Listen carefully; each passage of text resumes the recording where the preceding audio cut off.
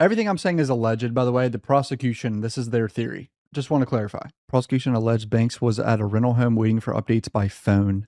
GPS data from their rental car allegedly show it traveling to Banks' rental home multiple times over the 2 days.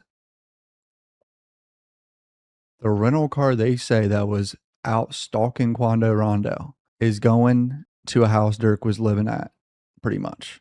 That's not good for the jury to hear. But keep in mind, this is opening statement, so it's not anything they say is not meant to be evidence. It's just opening. Prosecution also alleged Banks later tried to flee the country and ran from the FBI. Defense contradicted this. Shout out Michael Blackshire on Twitter. He said there's one black juror, a black woman. And I think there was like 5 white people and 5 Latino and then 1 Asian. I think that's what I remember someone else tweeted. All right, defense opening statements.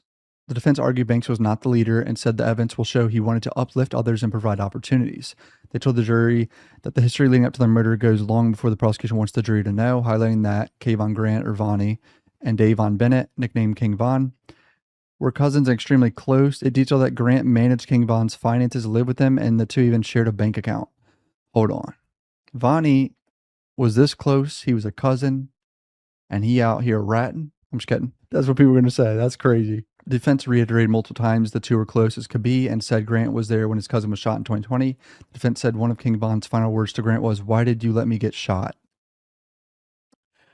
Oh my God. Rest in peace, King Von, man. That's some crazy shit. They agree with the prosecution that this murder was driven by a need for revenge, but Grant enacted that revenge, not Banks. But they stated that texts and messages the prosecution would show as evidence was taken out of context. They highlighted that Banks was not a leader. They further said people did not even listen to him. Wait, not even listen to Durk? Come on, bro.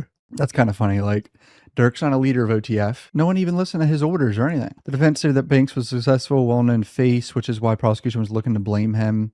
When Grant was approached as a search warrant was being executed at his home, the defense stated a light bulb came on. They said Grant told officials whose credit card was used, alleging Grant knowingly used the company card and turned it on Banks when he was pressed. The defense said it was confident it will prove to the jury that Grant was the mind behind the operation.